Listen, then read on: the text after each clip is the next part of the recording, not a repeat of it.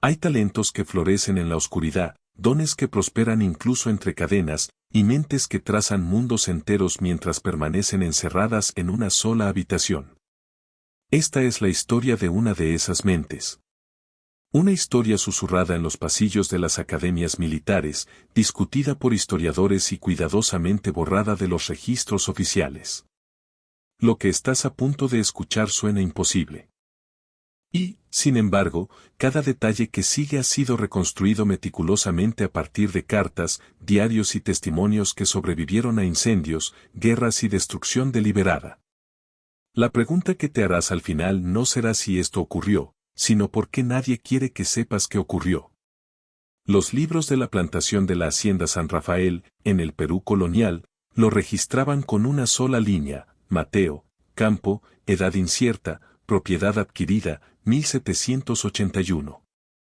Sin apellido, sin lugar de nacimiento, sin pasado que valiera la pena anotar. Tenía aproximadamente 9 años cuando don Hernán Villigran, un terrateniente menor con deudas enormes, lo compró en una casa de subastas de Lima, junto con 3 mulas y un cargamento de herramientas de hierro. Mateo era pequeño para su edad, con las manos ya endurecidas por un trabajo que ningún niño debería conocer. Sus ojos, sin embargo, guardaban algo que el subastador no había anunciado, una intensidad inquietante, como si estuviera calculando constantemente distancias que nadie más podía ver. La hacienda se alzaba en un valle donde convergían 3 ríos, creando un laberinto natural de cursos de agua que cambiaba con cada temporada de lluvias. La carga desaparecía con frecuencia. Los mensajeros se perdían. Incluso arrieros experimentados a veces tardaban 3 días en completar rutas que deberían haber tomado 1. Los vecinos de don Hernán bromeaban diciendo que el propio valle estaba maldito con la confusión. Mateo trabajó en silencio durante esos primeros meses. Cargaba agua, cuidaba animales y dormía en los barracones con otras 2 docenas de esclavos. Pero los capataces notaron algo peculiar: cada vez que lo enviaban a hacer un recado, incluso a lugares donde jamás había estado, Mateo nunca se perdía. Ni una sola vez. Al principio lo atribuyeron a la suerte, hasta que llegó una prueba. Una mañana, el capataz principal, un portugués llamado Tiago, le dio a propósito indicaciones contradictorias para llegar a un cobertizo de almacenamiento en el límite oriental de la propiedad. Le dijo al niño que fuera al norte pasando el Pino Torcido, luego al este junto al muro de piedra y después al sur siguiendo el arroyo, una ruta que lo haría dar vueltas en círculo. Mateo escuchó con atención, asintió y se marchó. Volvió en la mitad del tiempo esperado, habiendo ido directo al cobertizo por un sendero cuya existencia Tiago ni siquiera conocía. Cuando lo interrogaron, el niño dijo simplemente: el sol estaba allí, señaló. Así que el este tenía que estar allí. El cobertizo estaba al este. Fui al este. Tiago se rió, pero se lo mencionó a don Hernán durante su contabilidad semanal. Don Hernán se estaba ahogando en deudas. Sus cafetales habían fracasado 2 temporadas seguidas. Su aventura en La Plata se había derrumbado cuando el túnel se inundó. Los acreedores rondaban como buitres. Necesitaba un milagro o, como mínimo, una distracción rentable. Esa distracción llegó en la forma del general don Sebastián Álvarez, un oficial militar español destinado en Lima, que había oído rumores de excelente caza en el Valle de San Rafael. El general llegó con un séquito, 3 oficiales jóvenes, un cartógrafo llamado Felipe, sirvientes, guardias y equipaje suficiente para abastecer una pequeña expedición. Don Hernán vio una oportunidad. Abrió su casa, sirvió su mejor vino y organizó cacerías que apenas podía pagar. Si lograba ganarse el favor del general, quizá se abrirían puertas en Lima. Quizá aparecerían préstamos. Al tercer día de la visita, la partida de caza se perdió de manera catastrófica. Se habían internado en las colinas al este de la hacienda, siguiendo el rastro de venados. Felipe, el cartógrafo militar, había trazado la ruta con cuidado en un pergamino, marcando puntos de referencia y rumbos de brújula. Pero los valles parecían todos idénticos, La misma vegetación, las mismas formaciones rocosas, los mismos arroyos serpenteantes. Para última hora de la tarde, el mapa de Felipe los había guiado en un círculo completo de vuelta al punto de partida. El humor del general se ensombreció. Los oficiales jóvenes intercambiaron miradas nerviosas. Don Hernán sintió que su oportunidad se le escapaba con cada giro equivocado. Entonces alguien recordó: el hacendado tiene un esclavo niño que nunca se pierde. Mandaron a buscar a Mateo. El muchacho llegó descalzo y silencioso ante un grupo de oficiales montados, con botas pulidas y bronce militar. El general apenas lo miró. «Dicen que conoces estas colinas», dijo el general, sin que sonara a pregunta. Mateo asintió. «¿Puedes llevarnos de vuelta a la hacienda?» El niño miró el cielo, la sombra sobre el suelo y el ángulo de la luz filtrándose entre las copas. Luego señaló: «Por allí. 2 horas, si no nos detenemos». Felipe, el cartógrafo, se burló. «Eso es noroeste. La hacienda está al sureste desde aquí». El niño está adivinando. Pero Don Ronan, desesperado, lo contradijo. «Que el niño guíe». Mateo los llevó a casa en 90 minutos, tomando atajos que los oficiales jamás habrían encontrado. Leía el paisaje como si fuera texto en una página. Notó dónde crecía más espeso el musgo en los árboles, indicando el norte. Observó la dirección del agua en arroyos mínimos. Calculó distancias con la vista de una forma que parecía casi sobrenatural, pero no lo era. Era simplemente una observación tan aguda que se volvía mágica para quienes nunca habían necesitado desarrollarla. El general llegó a la hacienda impresionado y curioso. Durante la cena, le preguntó a Don Hernán por el muchacho. «¿Sabe leer?» «No, mi general». «¿Nunca le han enseñado?» «¿Sabe matemáticas?» «No sabría decirlo». El general se recostó en su silla, tamborileando los dedos sobre la mesa. «Me pregunto qué podría hacer con las herramientas adecuadas». Lo que comenzó como una curiosidad ociosa se convirtió en un experimento que alteraría varias vidas de manera irreversible. El general Álvarez decidió prolongar su estancia. Hizo que Felipe llevara a Mateo a la biblioteca de la hacienda, una sala polvorienta que Don Hernán casi nunca usaba, y extendió sobre la mesa un mapa militar. Mostraba la región alrededor de Lima, con montañas, ríos, caminos y asentamientos señalados con un detalle cuidadoso. «Dime qué ves», dijo el general. Mateo se quedó mirando el mapa un largo rato. Su dedo recorrió las líneas azules que representaban ríos. «El agua baja», dijo en voz baja. «Estas líneas son ríos». «Sí». Los ojos del niño se iluminaron con comprensión. Su dedo pasó a las líneas concéntricas que marcaban la elevación. «¿Y esto? Son colinas, montañas». «Correcto». Durante la hora siguiente, Felipe observó con asombro cómo Mateo descifraba el lenguaje simbólico del mapa mediante pura lógica y observación. El niño nunca había visto un mapa, y aún así entendía sus principios más rápido que cadetes que habían estudiado durante meses. El general vio potencial. Dio una herramienta. En las semanas siguientes, se fue formando un acuerdo. Don Hernán, ansioso por conservar la buena voluntad del general y sin ver valor alguno en la habilidad inusual de un esclavo, aceptó prestar a Mateo al ejército. El niño sería llevado a Lima, a la residencia del general, donde ayudaría con trabajos cartográficos. Era temporal, aseguró el general, unos meses, como mucho.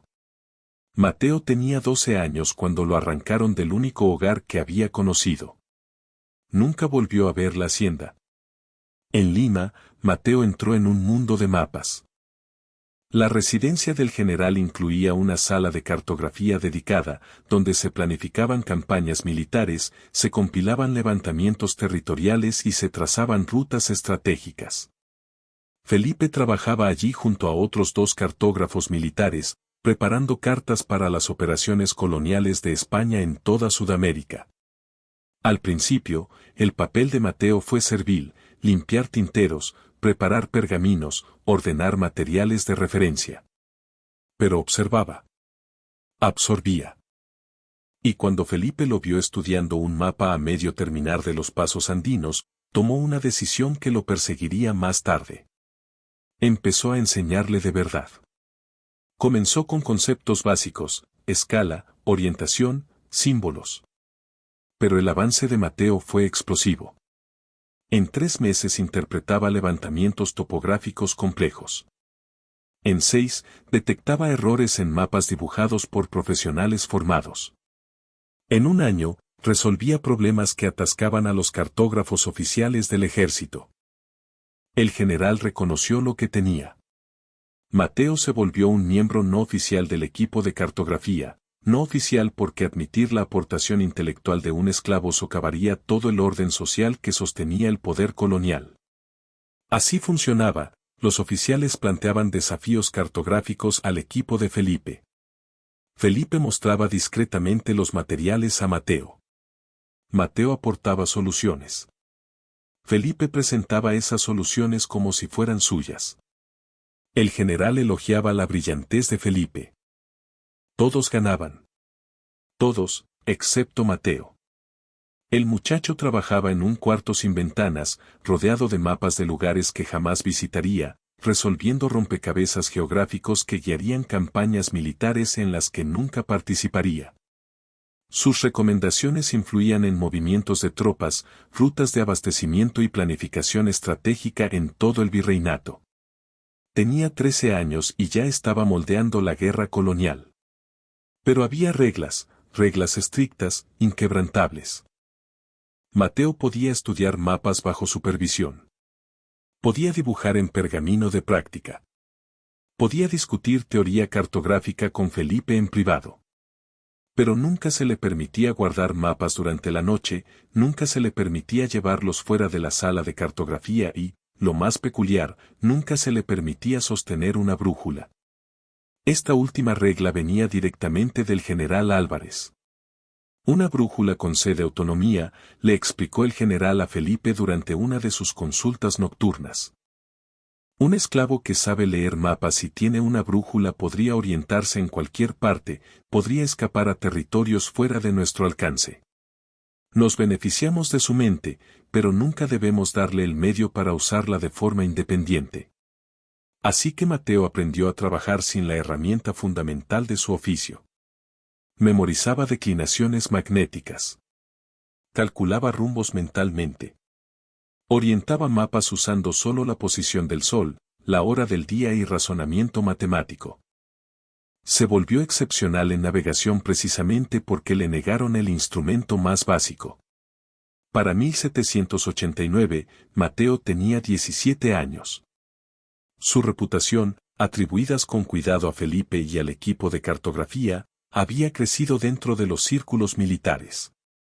El virreinato del Perú enfrentaba crecientes desafíos logísticos, resistencia indígena en regiones remotas, terreno difícil que obstaculizaba líneas de suministro, mapas inexactos que llevaban a expediciones fallidas. Entonces llegó la comisión que lo cambiaría todo. Se estaba reuniendo una fuerza militar española para establecer un nuevo puesto avanzado en las estribaciones amazónicas, una ubicación estratégica destinada a asegurar reclamaciones territoriales y sofocar la resistencia local. La región estaba pobremente cartografiada. Expediciones anteriores habían perdido hombres por enfermedades, encuentros hostiles y, con mayor frecuencia, por algo más simple, perderse en el laberinto de ríos, cañones y selva densa. Al general Álvarez se le encargó crear mapas fiables para la operación. La comisión venía del propio virrey. El éxito significaría prestigio y ascenso. El fracaso, vergüenza profesional. El general convocó a su equipo. Les dio 6 semanas para producir mapas integrales de una región que muchos consideraban imposible de mapear. Felipe, ya en sus 40 y consciente de que su habilidad real no alcanzaba su reputación, recurrió a Mateo. ¿Se puede hacer?, le preguntó al joven en la quietud de la sala de cartografía. Mateo estudió los mapas existentes, fragmentarios y contradictorios, de la región, informes de misioneros, testimonios indígenas obtenidos por la fuerza, bocetos burdos de comerciantes. Los extendió sobre la mesa de trabajo, comparando, cruzando referencias, identificando patrones. El sistema de ríos es la clave, dijo por fin. Todo se conecta con el agua. Si mapeamos bien las cuencas, lo demás se ordena. ¿Puedes hacerlo sin levantar el terreno tú mismo? Mateo guardó silencio un largo momento. Puedo crear algo mejor que lo que existe, pero necesito acceso a toda observación registrada, cada relato de viajero, cada registro misionero, y necesito tiempo. Le dieron 5 semanas. Felipe obtuvo cada fragmento de información geográfica sobre la región de archivos militares, registros de la iglesia y expedientes de compañías comerciales. Mateo trabajó jornadas de 16 horas sintetizando datos contradictorios, aplicando principios lógicos para resolver discrepancias, llenando vacíos con proyecciones calculadas basadas en patrones geológicos. Creó una obra maestra. El mapa que produjo Mateo, acreditado, por supuesto, a Felipe y al Departamento de Cartografía Militar, mostraba las estribaciones amazónicas con una precisión sin precedentes. Dedujo la ubicación de rápidos, identificó canales navegables, predijo zonas de inundación estacional y marcó puntos altos estratégicos para posibles puestos avanzados, sin poner un solo pie en la región. Cuando la expedición militar partió, llevaron copias del mapa de Mateo. Regresaron 4 meses después, habiendo establecido el puesto con mínimas bajas. El comandante de la expedición informó que los mapas habían sido extraordinariamente exactos, casi de manera inquietante. El virrey felicitó personalmente al general Álvarez. Felipe recibió un ascenso y un aumento de salario. Don Hernán, aún técnicamente dueño de Mateo, cobró una modesta tarifa de consultoría. Mateo no recibió nada.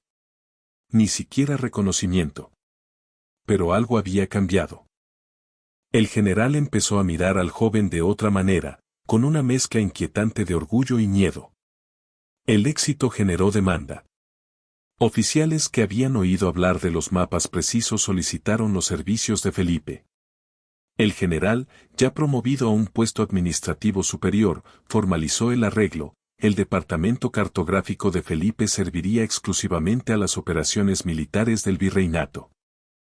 Para Mateo, ahora con 18 años, esto significó aún más horas, desafíos más complejos y un aislamiento más profundo.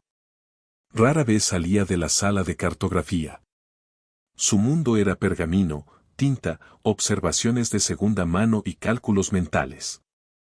Mientras otros esclavos en Lima quizá al menos caminaban por mercados o veían el océano, Mateo solo veía representaciones en papel de lugares que nunca visitaría. La ironía asfixiaba. Estaba creando los mismos mapas que les daban a otros la libertad de moverse, mientras a él le negaban el movimiento. Felipe, para su crédito, sentía una culpa creciente. Se había hecho rico y respetado por un trabajo que no era verdaderamente suyo. Por la noche, después del vino, a veces se sentaba con Mateo y hablaba de cartografía como iguales, maestro y alumno convirtiéndose en colegas. Podría ser el mejor cartógrafo de las Américas, le dijo Felipe una vez, si las circunstancias fueran distintas. Pero no lo son, respondió Mateo sin amargura. Era simplemente un hecho. En una de esas conversaciones, Felipe hizo una oferta peligrosa. Podría enseñarte a usar una brújula. En secreto. Mateo lo miró durante largo rato. El general se enteraría tarde o temprano, y entonces ninguno de los dos estaría a salvo. Al menos merece sostener comprender el instrumento por completo. Ya lo comprendo, dijo Mateo en voz baja. No necesito sostenerlo para saber cómo funciona. Pero la verdad era más compleja. Mateo deseaba desesperadamente sostener una brújula, no por razones prácticas. Había aprendido a trabajar sin ella, sino por razones simbólicas. Una brújula representaba autonomía, agencia, el poder de elegir la propia dirección. todo lo que él no tenía. La prohibición se había convertido en una jaula psicológica más restrictiva que cualquier cadena física. En 1792, durante un breve periodo de cooperación diplomática entre España y Gran Bretaña, un oficial naval británico, el capitán Thomas Graves, llegó a Lima para hablar de cartas marítimas y cartografía costera. Era miembro de la Royal Society, educado en Oxford, y considerado un experto en navegación náutica. El general Álvarez, ansioso por demostrar la sofisticación cartográfica española, invitó al capitán Graves a revisar parte del trabajo reciente del ejército, en especial los mapas de las estribaciones amazónicas que habían resultado tan exitosos. Graves los estudió con interés profesional y luego con asombro. Estas proyecciones de cuencas, dijo, señalando el trabajo de Mateo, son cartografía teórica extraordinariamente avanzada. Solo el modelado hidrológico ya pondría a prueba a nuestros mejores hombres del almirantazgo. ¿Quién hizo estos cálculos? Nuestro departamento de cartografía, respondió el general con suavidad, dirigido por Felipe Cortés. Graves pidió reunirse con Felipe. Se organizó la reunión en la sala de cartografía. Felipe, nervioso, intentó responder las preguntas técnicas de Graves. Se defendió en lo básico, pero tropezó en los fundamentos teóricos. La expresión del capitán británico cambió de respeto a confusión. No pretendo ser indiscreto, dijo Graves con cuidado, pero estos mapas sugieren un nivel de comprensión teórica que parece inconsistente con sus explicaciones. A Felipe se le enrojeció el rostro. En un rincón de la sala, Mateo organizaba pergaminos, aparentemente sin prestar atención, pero sus manos se habían quedado inmóviles. El silencio se alargó, incómodo. El general, percibiendo el peligro, intervino. Capitán Graves, quizá nuestros métodos difieren de los enfoques británicos. Valoramos los resultados prácticos por encima del discurso teórico. Graves no se dejó engañar, pero fue lo bastante diplomático como para no presionar en ese instante. Sin embargo, en los días siguientes, hizo indagaciones discretas. Habló con oficiales jóvenes. Observó el flujo de trabajo del departamento.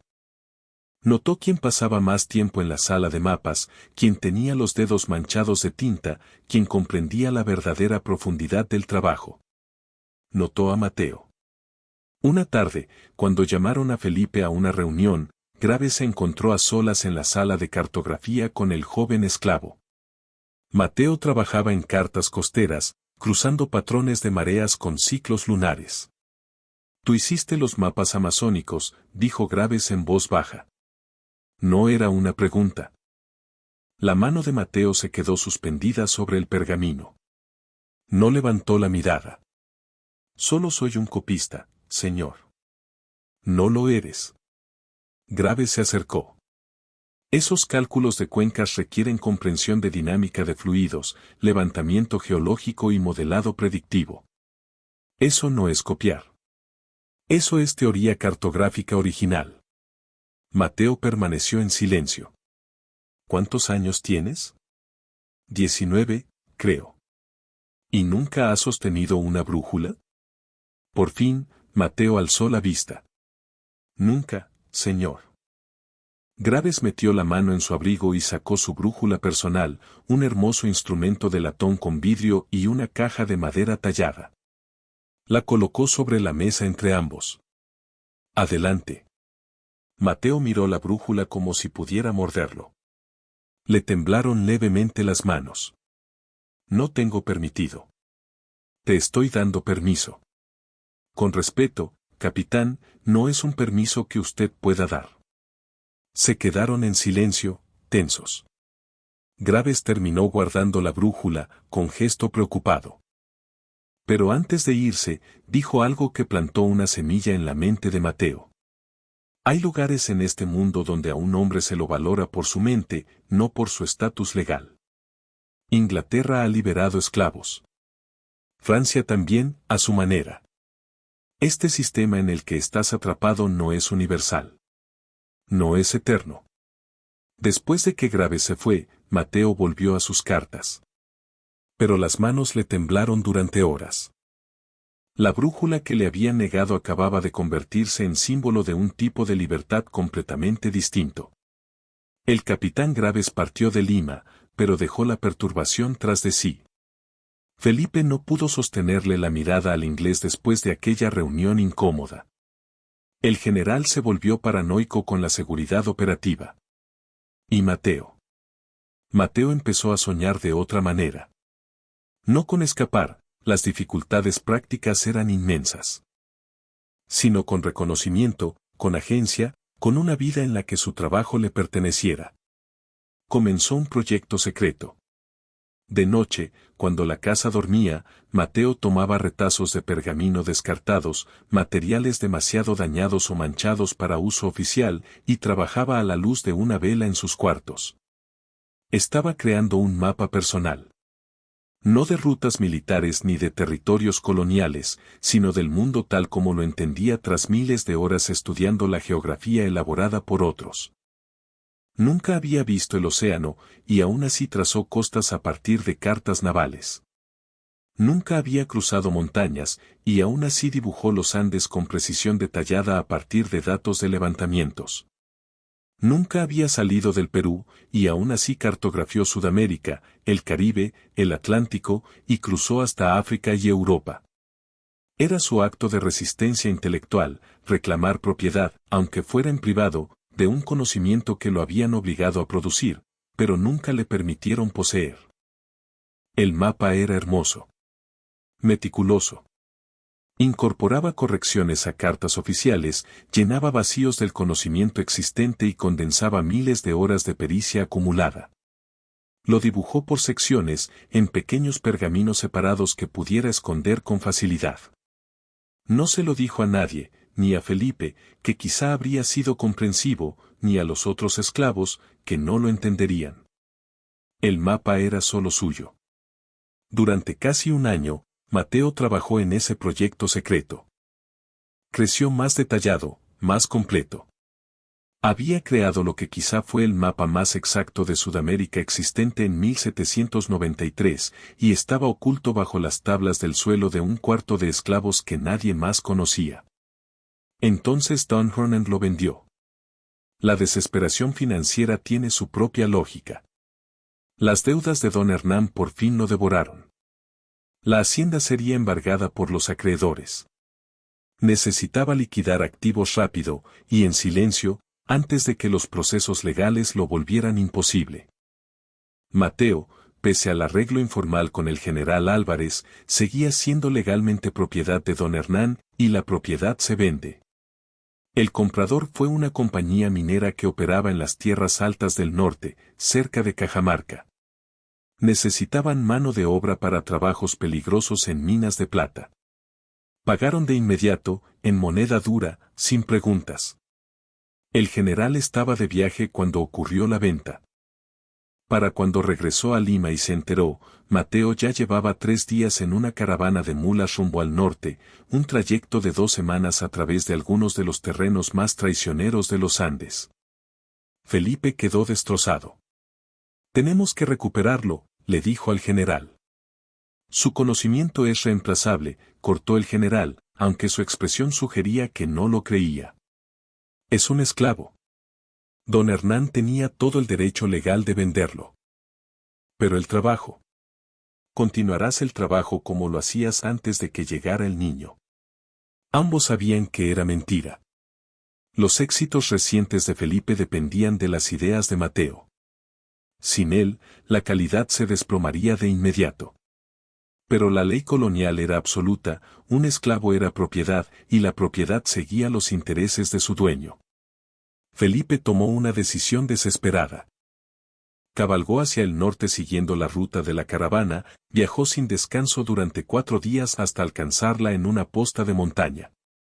Ofreció al supervisor del transporte minero el doble de lo que habían pagado por Mateo, usando sus propios ahorros, el dinero que había ganado por un trabajo que no era suyo. El supervisor se negó.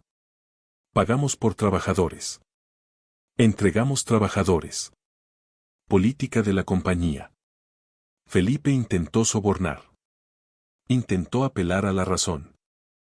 Intentó todo, salvo un robo a mano armada. Nada funcionó.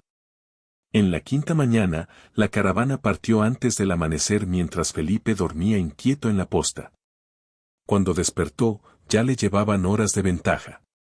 No tenía fondos para seguir persiguiéndolos.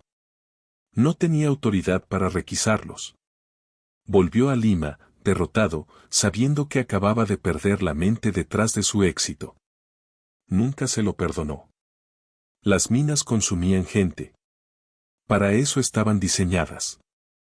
Los hombres entraban por pozos verticales tallados en la roca, descendían por cuerdas y escaleras a la oscuridad y extraían plata en condiciones que los mataban lentamente por enfermedad pulmonar, o rápidamente por derrumbes, inundaciones o aire viciado.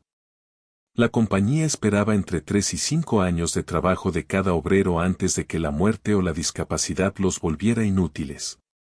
Mateo llegó al campamento minero sabiendo que lo habían enviado a morir.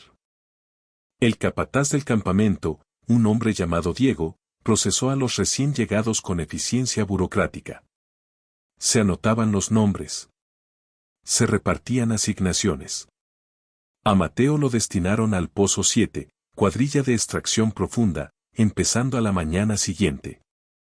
Esa noche, en los barracones estrechos, Mateo permaneció despierto pensando en el mapa oculto bajo las tablas del suelo en Lima. Su obra de vida, creada en secreto, ahora abandonada y probablemente perdida para siempre. Pensó en los cientos de mapas que había estudiado, en los paisajes que había aprendido a leer como literatura, en el conocimiento geográfico atrapado, ahora inútil, dentro de su cabeza. Pensó en la brújula que nunca le permitieron sostener. Por la mañana, descendería a la oscuridad. En unos años, probablemente menos, moriría allí, sin memoria, con todo su conocimiento enterrado con él. Pero el destino tenía otro plan. Mateo aguantó 3 meses en los pozos profundos, 3 meses de oscuridad, polvo y trabajo brutal que le dejó los pulmones ardiendo y el cuerpo debilitado. Las tareas se asignaban con una aleatoriedad despiadada. Las cuadrillas rotaban entre pozos, profundidades y labores. Un martes por la mañana, en agosto, Mateo fue asignado al Pozo 12, un túnel más antiguo que habían extendido recientemente más adentro de la montaña. El estudio geológico sugería ricos depósitos de plata en la nueva sección. 40 hombres descendieron esa mañana. Aproximadamente a las 2 de la tarde, el túnel se derrumbó. El sonido fue como un trueno comprimido dentro de la piedra. Los soportes se astillaron. La roca cayó en oleadas. Los hombres gritaron. El polvo llenó el aire con tanta densidad que se volvió imposible respirar. Cuando el caos se asentó, 12 hombres estaban confirmados muertos, aplastados o asfixiados en el derrumbe inicial. Los 28 restantes quedaron atrapados detrás de toneladas de roca caída, en completa oscuridad, con aire limitado. El pánico se propagó de inmediato. Algunos arañaron el derrumbe con las manos desnudas, logrando nada salvo carne desgarrada. Otros rezaron. Algunos simplemente se sentaron en un silencio aturdido. Mateo, empujado contra la pared del túnel por la oleada de trabajadores que huían, había evitado la caída de roca. Su mente, entrenada para analizar patrones y relaciones espaciales, se activó en otro modo. Empezó a cartografiar la situación en su cabeza. El túnel se había derrumbado a unos 60 metros de la entrada del pozo. Estaban aproximadamente a 90 metros bajo el nivel del suelo. El pozo principal estaba bloqueado, pero en minas tan antiguas solía haber túneles laterales de exploración, intentos abandonados de encontrar vetas que no habían llevado a ninguna parte. Mateo avanzó en la oscuridad, palpando las paredes, contando pasos, midiendo distancias con el cuerpo. Los otros hombres atrapados lo miraban con desconcierto, o lo ignoraban por completo. Entonces lo encontró, un pasadizo lateral parcialmente obstruido por escombros, pero no sellado del todo. Se inclinaba hacia arriba, lo que significaba que podía conectar con redes de túneles más antiguas y más altas. «Hay un pasaje aquí», gritó Mateo. Estrecho, pero abierto. Uno de los mineros atrapados, un hombre llamado Paulo, se acercó. Eso es un callejón sin salida. Llevo 2 años trabajando en este pozo. Ese túnel no lleva a ninguna parte. ¿Has explorado toda su longitud? No hizo falta. Está marcado como abandonado. Abandonado puede significar que conecta con otra cosa, dijo Mateo. Con algo más viejo que no aparece en los mapas actuales de la mina. Los hombres discutieron. El oxígeno era limitado. El rescate desde arriba tardaría días, si es que llegaba. La política de la empresa, por lo general, priorizaba sellar pozos colapsados antes que arriesgar operaciones de rescate. Algunos defendían esperar. Otros querían intentar despejar el derrumbe. Mateo defendía el pasadizo lateral. He estudiado mapas de prospección subterránea en Lima, dijo, sin mencionar por qué ni cómo. Estas montañas están llenas de antiguos túneles mineros españoles del siglo pasado. No siempre están documentados. Si este pasaje conecta con esa red, podría llevar a una salida. ¿Y si no conecta? Lo desafió alguien. Entonces morimos, respondió Mateo. Pero habiendo intentado algo, en lugar de esperar a asfixiarnos. 14 hombres eligieron seguir a Mateo por el pasaje oscuro. Los otros 14 eligieron esperar un rescate que quizá nunca llegaría. No volverían a verse. El túnel lateral apenas tenía el ancho suficiente para que un hombre se arrastrara. Mateo iba delante, avanzando a tientas en la oscuridad absoluta, tomando decisiones en cada bifurcación basándose en memoria espacial, corrientes de aire y deducción lógica. No podía ver, pero podía cartografiar. Su mente iba construyendo un modelo tridimensional de los pasajes mientras avanzaban. Cuando el túnel se ramificaba, escogía direcciones según la pendiente ascendente, la calidad del aire y el principio de que los túneles más antiguos estarían más arriba en la montaña. Cuando los pasajes se estrechaban peligrosamente, evaluaba si el riesgo de continuar superaba la certeza de morir esperando. Los hombres detrás de él no tenían otra opción que confiar por completo. No podían ver su razonamiento. Solo podían seguirlo. Pasaron horas en una oscuridad claustrofóbica. Algunos querían regresar. Paulo, que al principio había dudado, ahora se encontraba defendiendo las decisiones de Mateo. Nos ha traído hasta aquí, dijo Paulo. Seguimos. Se arrastraron por corredores apenas lo bastante altos para moverse. Se apretaron por rendijas que les arrancaban piel de la espalda. Treparon pozos verticales usando una cuerda antigua y podrida que, de algún modo, aún soportaba peso. Mateo se orientaba en un espacio invisible usando solo lógica, memoria y la intuición geográfica que llevaba años desarrollando. Después de lo que pareció una eternidad, más tarde estimada en 14 horas, vieron luz. No era luz de día, sino el resplandor gris previo al amanecer, visible a través de una entrada de túnel derrumbada y cubierta de vegetación, claramente abandonada desde hacía décadas. Salieron uno por uno a una ladera, lejos de la operación minera principal, desorientados, heridos, agotados, pero vivos. 14 hombres habían seguido a un esclavo hacia una oscuridad desconocida y habían salido porque él leyó un mapa invisible dentro de su mente. Jamás lo olvidarían. Los supervivientes regresaron al campamento minero en 2 días. Llegaron y encontraron el rescate aún en marcha en el Pozo 12, y aún sin éxito. El derrumbe era demasiado grande. La empresa ya había dado por perdidos a los trabajadores atrapados. Entonces aparecieron Mateo y su grupo, vivos, caminando desde una sección completamente distinta de la montaña. La historia se propagó al instante por el campamento, el esclavo que los había guiado a salvo por túneles sin mapa, el joven que podía ver en la oscuridad, el que podía trazar espacios que nunca había visto, el que había salvado 14 vidas con pura inteligencia espacial.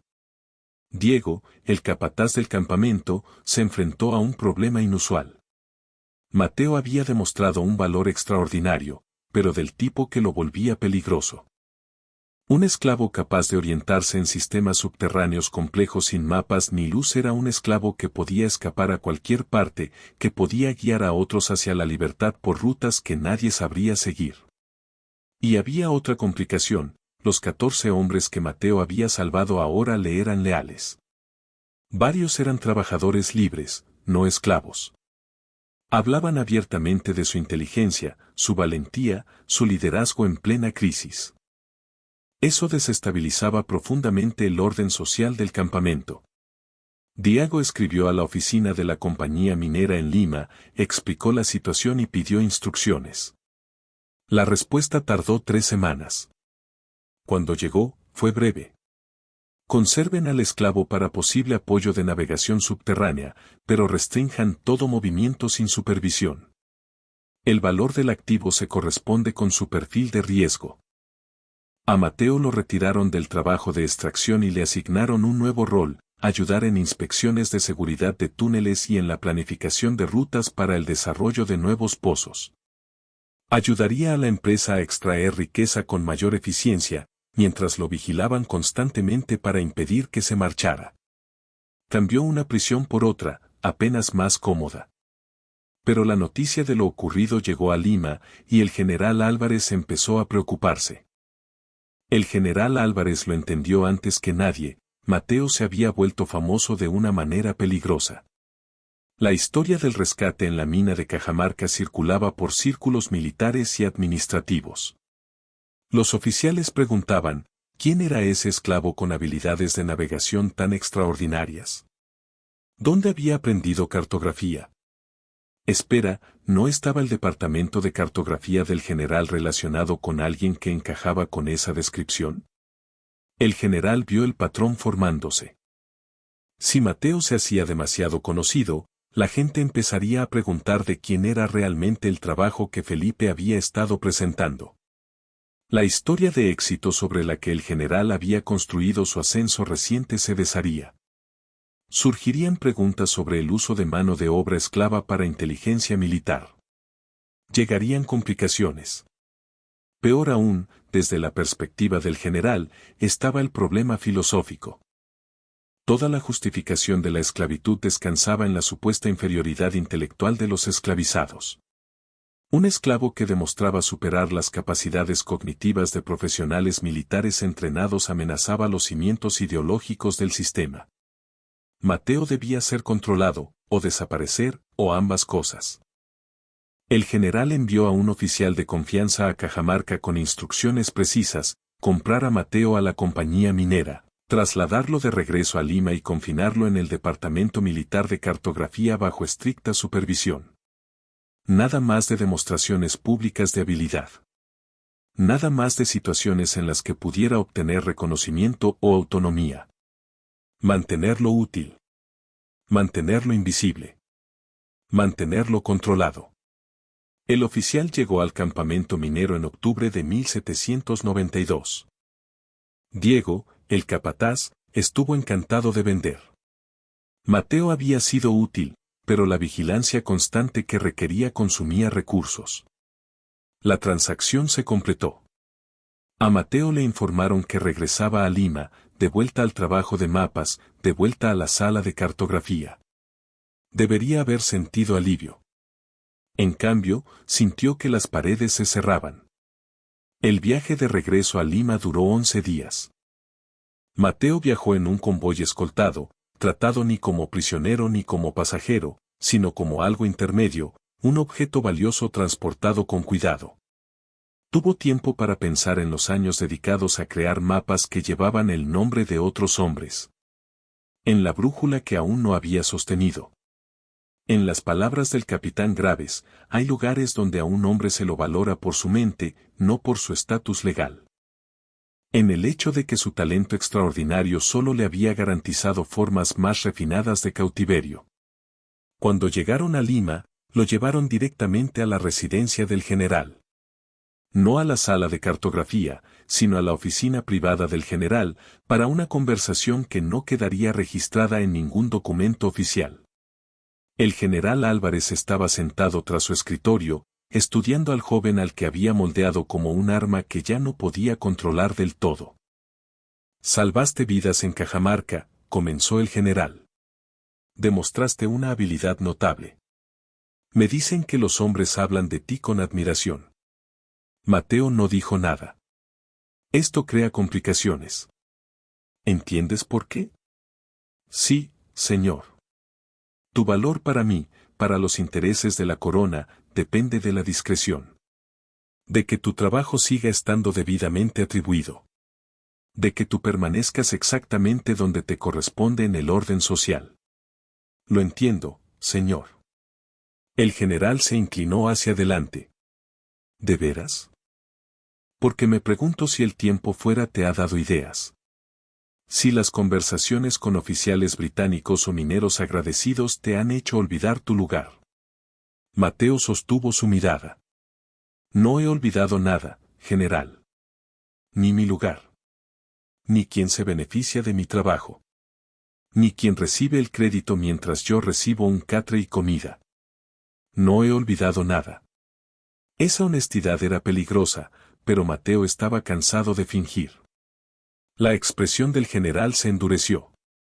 Volverás al departamento de cartografía. Felipe te supervisará directamente. No hablarás con oficiales visitantes. No discutirás tu trabajo fuera de la sala de mapas. Tú crearás, y otros reclamarán la creación. Este es el arreglo. No es negociable. ¿Y si me niego a trabajar? El silencio que siguió fue asfixiante. Entonces vuelves a las minas, dijo el general en voz baja. O a algún lugar peor. Tu elección no es si trabajas o no, Mateo. Es si trabajas aquí, usando tu mente, o trabajas en otra parte, destruyendo tu cuerpo. Preferiría lo primero. Es más rentable para ambos. Pero me conformo con cualquiera. Mateo lo entendió perfectamente, obedecer o ser descartado. A la mañana siguiente regresó a la sala de cartografía. El año siguiente fue productivo y venenoso. Mateo creó mapas de una calidad extraordinaria. Resolvían problemas de navegación para operaciones militares en todo el virreinato. Entrenó a los nuevos asistentes de Felipe en técnicas que no sabían que venían de él. Su trabajo fue usado, elogiado y recompensado, pero nunca con su nombre. Sin embargo, algo dentro de él se había roto en Cajamarca, o quizás se había aclarado. Ahora entendía, con absoluta certeza, que su talento jamás le daría libertad. La excelencia solo lo volvería más valioso como propiedad. Cuanto mejor era su trabajo, más apretadas estaban sus cadenas. La revelación era corrosiva. Felipe fue el primero en notar el cambio. La actitud de Mateo seguía siendo profesional. Su trabajo seguía impecable, pero la pasión intelectual había desaparecido. El muchacho que antes hacía preguntas interminables sobre teoría cartográfica ahora trabajaba en un silencio sombrío. ¿Estás bien?, preguntó Felipe una noche. Soy funcional, respondió Mateo. No es lo mismo. Es lo único que se exige. Felipe quiso decir algo reconfortante, que las circunstancias podrían cambiar, que el general quizá algún día concedería la libertad, que el trabajo importaba. Pero todo eso sería mentira, y ambos lo sabían. La sala de cartografía, antes un refugio de estímulo intelectual, se convirtió en otra jaula. Los mapas cubrían las paredes, documentos de libertad y movimiento creados por alguien a quien no se le permitía ninguna de las dos cosas. El peso psicológico era aplastante. En marzo de 1794, llegó una carta inesperada a la residencia del general. Era del capitán Thomas Graves, escribiendo desde Londres. Graves explicaba que lo habían nombrado para una comisión de la Royal Society dedicada al estudio de la geografía sudamericana. Buscaba los mapas más precisos disponibles del Perú y de la cuenca amazónica para incluirlos en un proyecto de atlas integral. Solicitaba específicamente acceso a los excepcionales mapas de cuencas amazónicas que había visto durante su visita a Lima, y preguntaba si sería posible colaborar con el experto cartográfico responsable de su creación. La redacción era deliberadamente cuidadosa. Graves había, o sospechaba, quién era ese experto. El general Álvarez leyó la carta 3 veces, sopesando implicaciones. El interés británico por mapas coloniales españoles era políticamente sensible, pero el proyecto de la Royal Society significaba prestigio. Que la cartografía española apareciera destacada sería una victoria diplomática. Y, más importante aún, el general vio una oportunidad. Convocó a Mateo y a Felipe. En su oficina expuso la situación: los británicos querían los mejores mapas disponibles. Felipe prepararía un portafolio de trabajos para enviarlo a Londres, el trabajo de Mateo, por supuesto, pero acreditado a Felipe y al departamento. Esta es una oportunidad importante para demostrar la superioridad de la cartografía española, les dijo el general. Quiero su mejor trabajo, mapas nuevos, investigación original, algo que haga envidiar a los británicos. Felipe asintió. Mateo se mantuvo inexpresivo. Y, Mateo, añadió el general, esta es tu oportunidad de contribuir a algo permanente. Estos mapas serán publicados, estudiados por eruditos, conservados en instituciones. Tu trabajo, nuestro trabajo, nos sobrevivirá a todos. La crueldad probablemente no fue intencional. El general creía de verdad que ofrecía algo significativo, inmortalidad por el trabajo, aunque no por el nombre. Pero Mateo lo oyó de otra forma: crea tu obra maestra para que otros la reclamen para siempre. Aún así, aceptó. ¿Qué otra opción tenía? Durante 3 meses, Mateo trabajó en lo que sería su mayor logro. Reunió todo lo que sabía sobre la geografía sudamericana en una serie de mapas interconectados, cartas costeras, pasos de montaña, sistemas fluviales, territorios interiores. Incorporó correcciones al conocimiento existente, llenó vacíos mediante extrapolación lógica y añadió anotaciones explicando sus metodologías. Trabajó con la obsesión de quien escribe una declaración final, porque, en algún nivel, sabía que eso era. Felipe lo observaba, inquieto. La calidad era deslumbrante, pero el ánimo de Mateo se volvía cada vez más distante, casi mecánico. Comía poco, dormía menos y hablaba solo cuando se le preguntaba directamente. Deberías descansar, insistió Felipe. Descansaré cuando termine. Te estás exigiendo demasiado. ¿Importa? Lo valioso es el trabajo. Yo solo soy el mecanismo que lo produce. Felipe no tuvo respuesta para esa verdad. Para junio, el portafolio estaba completo: 12 mapas en gran formato que representaban el trabajo cartográfico más sofisticado producido en el Perú colonial. Eran bellos, precisos, teóricamente avanzados, un hito en el conocimiento geográfico sudamericano. El general Álvarez los revisó con satisfacción evidente. Hizo que Felipe redactara una carta de acompañamiento al capitán Graves describiendo la metodología y los hallazgos del Real Departamento de Cartografía Español. El nombre de Mateo no aparecía en ninguna parte.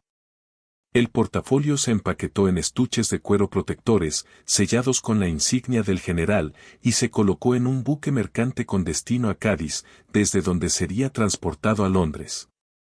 Mateo vio cómo cargaban los estuches en el carro que los llevaría al puerto, la obra de su vida marchándose para siempre, acreditada a otros.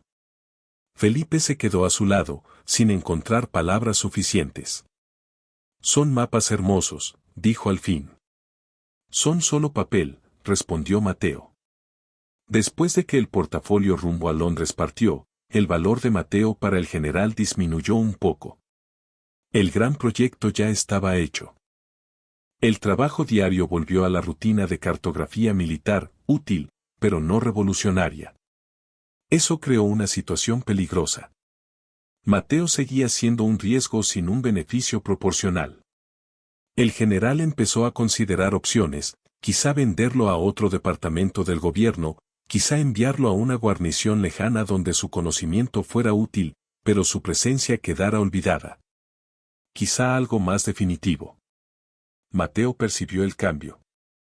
Había estado cerca de la planificación militar el tiempo suficiente para reconocer cuando lo evaluaban como un problema que debía resolverse. En agosto de 1794 tomó una decisión que llevaba meses formándose. Intentaría lo imposible. No escapar. Había calculado esas probabilidades demasiadas veces y siempre daban imposible. Pero otra cosa. Algo que le diera sentido a su trabajo en sus propios términos. Crearía un último mapa, y lo firmaría. La idea era simple y suicida. Produciría una obra cartográfica tan excepcional que no pudiera ser ignorada, y la marcaría como suya, estableciendo autoría de un modo que no pudiera borrarse ni reasignarse. Violaba todas las reglas de su cautiverio. Casi con seguridad traería un castigo severo, posiblemente la muerte. Pero Mateo había llegado a un punto en el que sobrevivir invisible le resultaba más insoportable que ser destruido a la vista. Comenzó a planear su último mapa.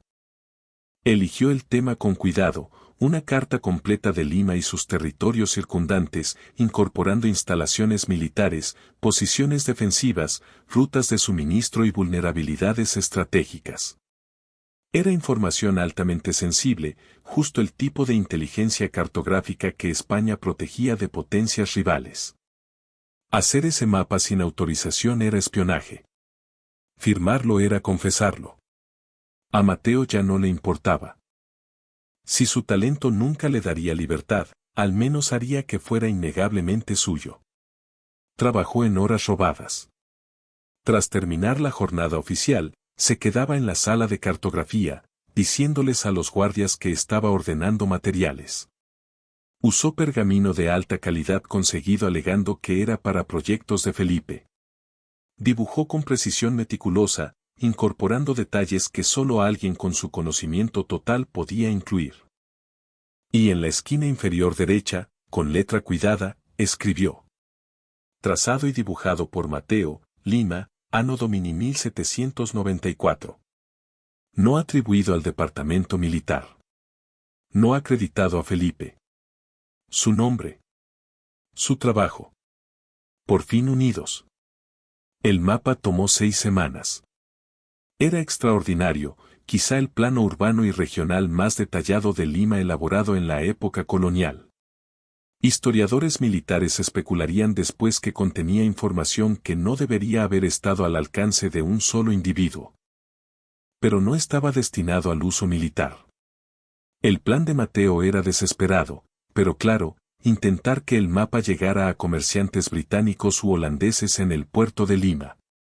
Potencias extranjeras pagarían mucho por una inteligencia militar española tan detallada.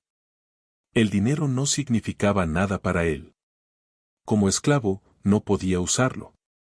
Pero el mapa con su firma llegaría a instituciones fuera del control español, sería estudiado, preservado, reconocido. Su autoría sobreviviría incluso si él no. Hizo contacto a través de Paulo, el minero que había escapado con el de Cajamarca y que ahora trabajaba en el distrito portuario de Lima. Paulo conocía comerciantes, contrabandistas, gente que movía información por dinero. Se concertó una cita con un agente comercial holandés que trataba con materiales sensibles. El intercambio sería en un almacén cerca de los muelles, de noche, con pocos testigos. Mateo llevó el mapa enrollado en tela protectora, con las manos temblándole levemente mientras sostenía su propia obra, sosteniéndola de verdad como algo que le pertenecía por primera vez. Nunca llegó al almacén. La red de inteligencia del general en Lima era más extensa de lo que Mateo había imaginado. Había informantes en todas partes, entre comerciantes, estibadores, incluso entre esclavos que intercambiaban datos por pequeños privilegios. Paulo, leal pero desesperado por dinero para sostener a su esposa enferma, mencionó el plan de Mateo a alguien que creyó de confianza. Esa persona se lo dijo a otra. En 2 días, la noticia llegó al general. Soldados arrestaron a Mateo a 3 manzanas del almacén, con el mapa enrollado en su poder. Lo llevaron directamente a la residencia del general, a la misma oficina donde se había discutido su regreso desde Cajamarca. El general Álvarez despegó el mapa sobre su escritorio.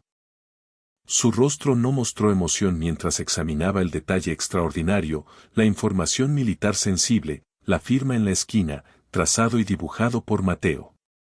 ¿Entiendes que esto es traición?, dijo al fin. Es mi trabajo, respondió Mateo. Yo lo hice. Yo lo firmé. Lo hiciste como propiedad de la corona española. Tus manos, tu mente, pertenecen a tu dueño. Lo que produces pertenece a tu dueño. No tienes derecho a firmar nada. Entonces no tengo motivo para crear nada. El general se levantó y caminó hacia la ventana con vista a la plaza de Lima. Salvaste hombres en Cajamarca. Lo tuve en cuenta. Te traje aquí en lugar de dejarte en esas minas. ¿Y así pagas esa misericordia? ¿Misericordia? La voz de Mateo se quebró levemente. Me trajiste de vuelta porque soy útil. Todo lo que he hecho durante 7 años ha hecho a otros hombres ricos y respetados mientras yo sigo siendo propiedad. Eso no es misericordia. Es explotación con mejor iluminación. Estás vivo, alimentado, usando tu mente en lugar de romperte la espalda en el campo. Es más de lo que la mayoría en tu posición puede decir. Y también es menos de lo que recibiría cualquier hombre libre con la mitad de mi capacidad. La confrontación quedó suspendida, cargada de verdades que no podían coexistir con el orden colonial. El general regresó al escritorio y enrolló el mapa con cuidado. Esto será destruido. Y no volverás a intentar nada parecido. Y, para asegurarse de que no pudiera, abrió un cajón, sacó un documento y lo firmó con trazos deliberados. Serás vendido a una plantación de azúcar en la costa norte. Remota, aislada, trabajo duro. Sales mañana. Mateo sintió que algo frío se le asentaba en el pecho. Mi trabajo de cartografía se acabó, dijo. Eres demasiado peligroso para quedarte en Lima, respondió el general. Tu conocimiento te hace valioso, pero tu voluntad de reclamar ese conocimiento te vuelve imposible de controlar con seguridad. Así que desperdiciarás lo que puedes hacer. Eliminaré el riesgo que representas. La voz del general fue definitiva. Tu talento siempre fue secundario a tu obediencia. Lo olvidaste. Guardias escoltaron a Mateo fuera de la oficina. Lo encerraron esa noche en un cuarto de almacenamiento, un cuarto por el que había pasado cientos de veces sin entrar. Por la mañana comenzaría el viaje a una plantación donde su mente sería irrelevante y su cuerpo sería destruido lentamente por el trabajo en los cañaverales. Sentado en la oscuridad, pensó en el mapa confiscado, en la firma que jamás llegaría al mundo, en los años de trabajo que se habían convertido en nada que pudiera reclamar. Y pensó en la brújula que nunca le habían permitido sostener, la metáfora perfecta de una vida dedicada a dar dirección a otros mientras a él se le negaba cualquier dirección propia.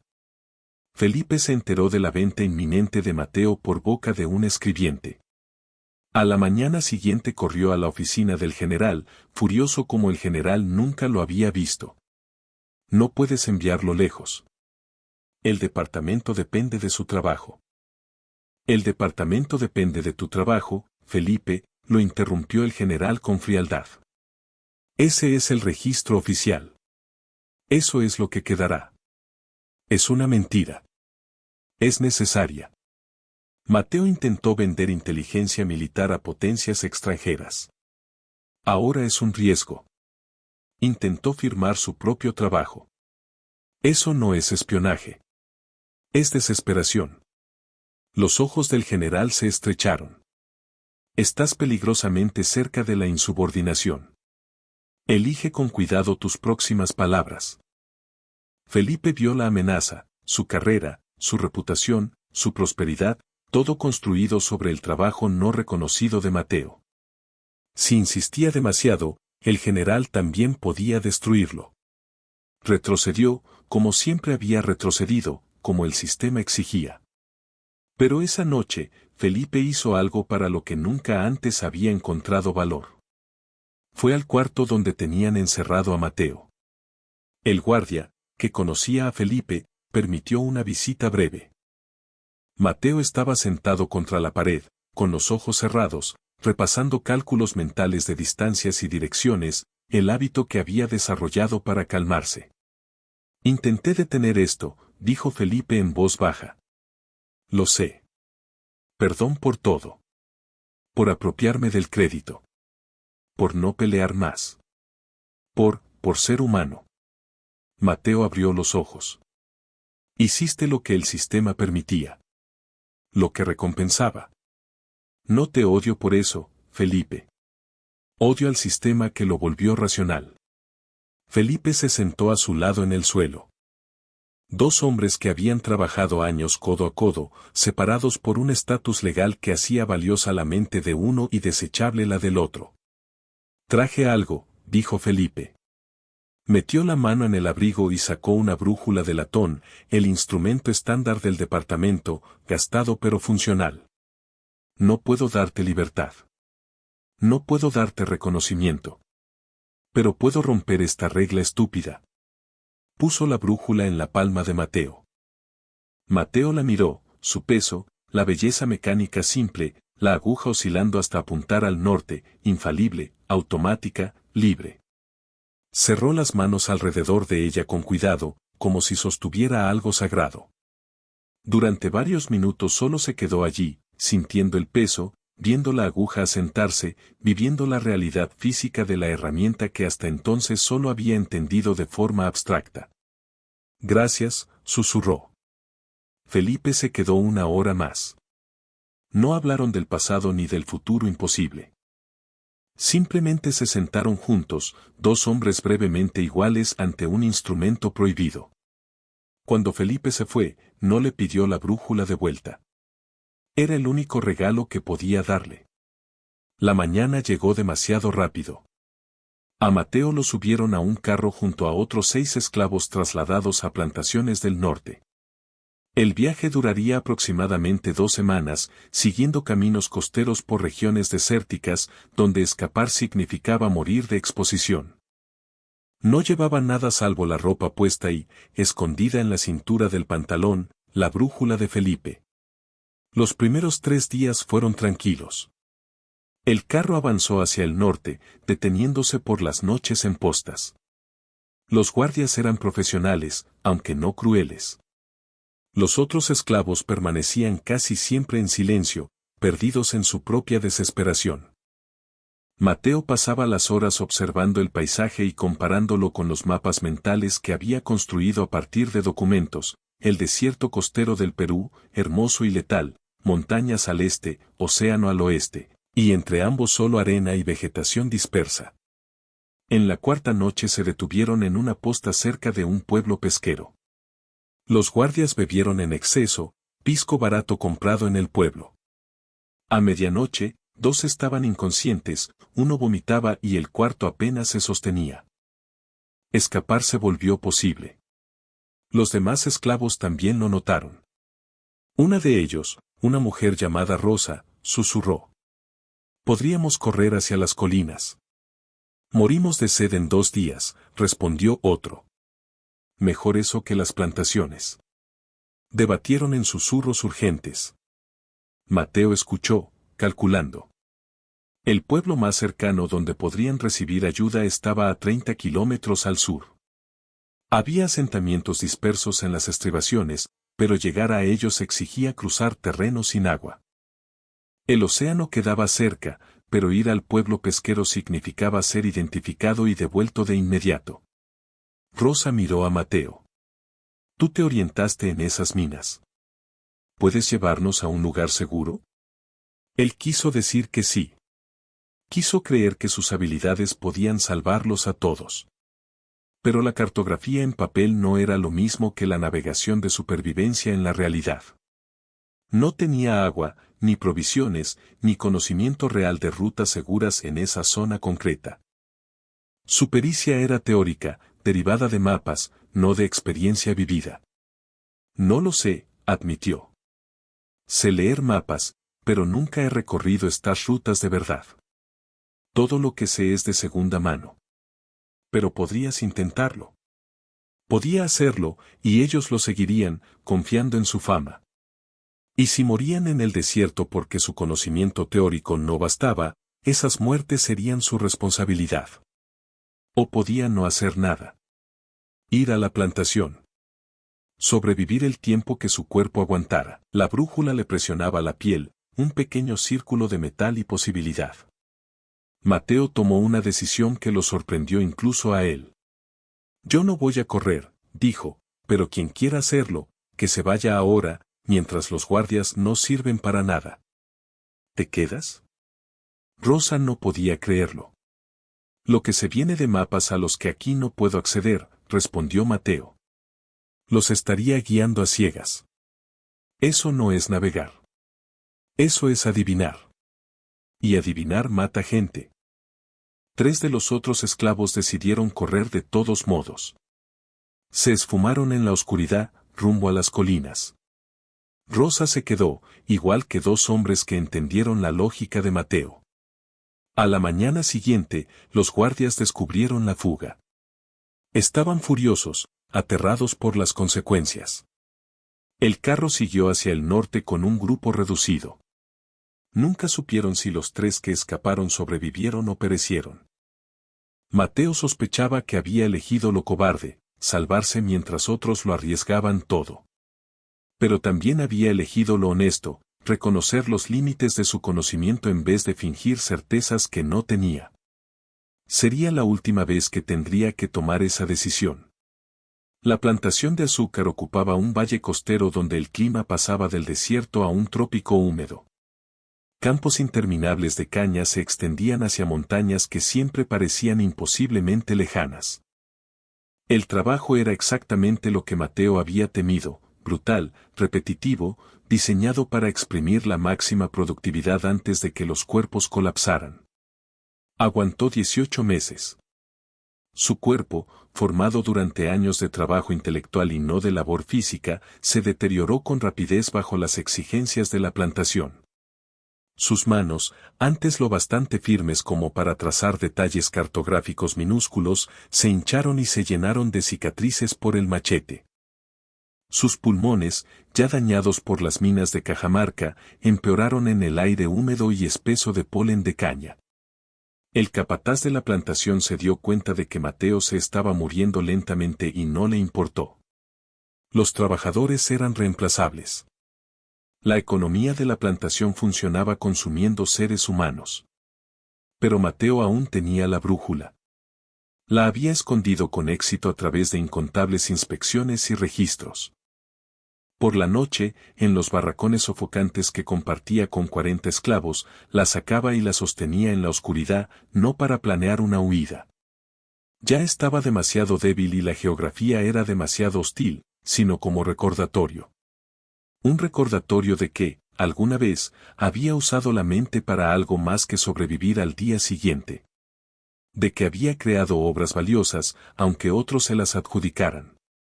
De que había poseído conocimientos de los que dependían los generales. La brújula era la prueba de que había sido más que aquello a lo que lo habían reducido. Otros esclavos notaron su ritual nocturno, la forma en que acunaba algo entre las manos que ellos no podían ver. Algunos creían que era un medallón religioso. Otros pensaban que había perdido la razón. Una anciana llamada Beatrice lo reconoció como otra cosa. Eso es lo que te mantiene con vida, observó una noche. Es solo una brújula. No, dijo ella. Es una decisión que tomaste una vez. Tenerla en la mano te recuerda que has tomado decisiones. Tenía razón. En una existencia despojada de agencia, la brújula representaba el último fragmento de autonomía, la memoria de un momento en que Felipe había reconocido su humanidad rompiendo una regla. Lo que Mateo no sabía, lo que no podía saber, era que sus mapas habían llegado a Londres y habían provocado algo cercano a una sensación cartográfica. El capitán Graves los presentó ante la Comisión de Geografía de la Royal Society. Los miembros los examinaron con asombro creciente, la sofisticación teórica, los sistemas de notación innovadores, la precisión que superaba el trabajo británico contemporáneo en varias áreas. Esto no era simplemente cartografía española competente. Era análisis geográfico a nivel de genio. En su presentación, Graves mencionó con cuidado que creía que el trabajo provenía de un miembro poco convencional del Departamento Español de Cartografía, cuya identidad específica seguía sin estar clara. Sembró una semilla de curiosidad sin lanzar acusaciones que pudieran causar fricción diplomática. La Royal Society pidió permiso para publicar los mapas en su próximo atlas, con la atribución adecuada a sus creadores. Escribieron al general Álvarez solicitando aclaración sobre la autoría para asignar el crédito correspondiente. El general recibió la carta en septiembre de 1795. Respondió con vaguedad burocrática: los mapas habían sido producidos por el Real Departamento Español de Cartografía bajo supervisión militar, sin nombrar a individuos concretos. Los británicos, frustrados pero diplomáticos, publicaron los mapas a comienzos de 1796 con la atribución: Levantamiento Militar Español, Lima, Perú. Cartógrafo desconocido. Desconocido, el epíteto perfecto para la obra de toda una vida de Mateo. Pero Graves no se detuvo. Lo había conmovido de verdad la brillantez cartográfica y le inquietaba el misterio. Volvió a escribir al general, esta vez de forma más directa, mencionando al joven que conocí brevemente en su sala de cartografía en 1792. Añadió que creía que la contribución de ese joven merecía reconocimiento. Esa carta alarmó considerablemente al general. Los británicos estaban haciendo preguntas incómodas. Otros oficiales en Lima habían oído rumores. La historia del rescate en la mina de Cajamarca reaparecía de vez en cuando. Se estaban trazando conexiones. Mateo, incluso ausente, se había convertido en un problema otra vez. En noviembre de 1795, el general Álvarez envió instrucciones a la plantación de azúcar: el esclavo Mateo ya no era necesario.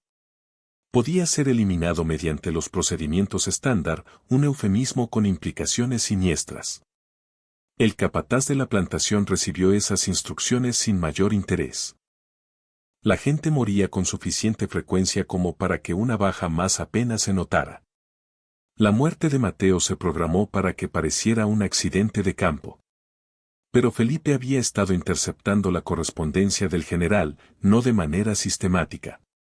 No era lo bastante organizado para un espionaje en forma, pero había desarrollado la costumbre de revisar cartas salientes, supuestamente para detectar referencias cartográficas que pudieran requerir la atención de su departamento. En realidad, estaba pendiente de cualquier cosa relacionada con Mateo. Cuando vio la instrucción codificada sobre la eliminación, lo entendió al instante. Felipe llevaba 3 años viviendo con culpa. 3 años aceptando elogios por un trabajo que no era suyo. 3 años siendo cómplice de un sistema que había destruido a alguien con más talento en una sola mano del que Felipe tenía en todo el cuerpo. Había llegado a su propio punto de quiebre. Felipe asumió un riesgo enorme. Fue a la oficina del virrey, no al general, sino directamente al personal administrativo del virrey, y pidió una audiencia por irregularidades en las operaciones de cartografía militar. La solicitud era lo bastante inusual como para que se la concedieran. 3 días después, Felipe estaba ante el virrey don Ambrosio O'Higgins, uno de los hombres más poderosos de la América española. Lo que Felipe hizo a continuación fue suicidio profesional y necesidad moral. Dijo la verdad. Explicó que el trabajo cartográfico celebrado y acreditado al departamento militar había sido producido, en gran medida, por un hombre esclavizado de capacidad extraordinaria. Describió las contribuciones de Mateo con detalle. Presentó pruebas, borradores tempranos en la letra de Mateo, hojas de cálculos, análisis comparativos que mostraban el deterioro de la calidad en trabajos recientes sin la participación de Mateo. Confesó su propia complicidad y reveló que ese activo valioso estaba siendo eliminado, en ese mismo momento, en una plantación del norte. El virrey escuchó con un rostro que no dejaba ver nada. Cuando Felipe terminó, hubo un silencio largo. «¿Te das cuenta?», dijo por fin el virrey, «de que acabas de destruir tu propia carrera?» «Sí. Excelencia». «¿Por qué?». Felipe se lo había preguntado incontables veces. Porque no podía vivir siendo la última persona que podía haberlo salvado y haber decidido no hacerlo. El virrey lo consideró. Don Ambrosio O'Higgins era de origen irlandés, un outsider que había ascendido en la administración colonial española pese a los prejuicios. Comprendía, quizá mejor que la mayoría, lo arbitrarias que eran las jerarquías sociales. Esto crea un problema serio, dijo. Si lo que me dices es correcto, estamos ante apropiación indebida de trabajo intelectual, posibles brechas de seguridad e irregularidades administrativas que implican a un alto oficial militar. Hizo una pausa y añadió. También es una oportunidad. El virrey se movió con una rapidez sorprendente. En cuestión de horas, despachó un mensajero en el caballo más veloz de Lima con órdenes para la plantación del norte, cesar cualquier medida disciplinaria relacionada con el esclavo Mateo, a la espera de revisión administrativa. Pero la plantación estaba a 12 días por viaje normal. El mensajero tendría que cabalgar brutalmente, cambiando caballos en postas militares, para lograrlo en 8 días. El margen era desesperadamente estrecho. Mientras tanto, en la plantación, el capataz ya había recibido las instrucciones del general Álvarez y actuó en consecuencia. Mateo tendría un accidente trágico en la zona de procesamiento de caña, aplastado por maquinaria, algo tristemente común. Se programó para el final de la semana, 4 días antes de que el mensajero del virrey pudiera llegar siquiera en el mejor de los casos.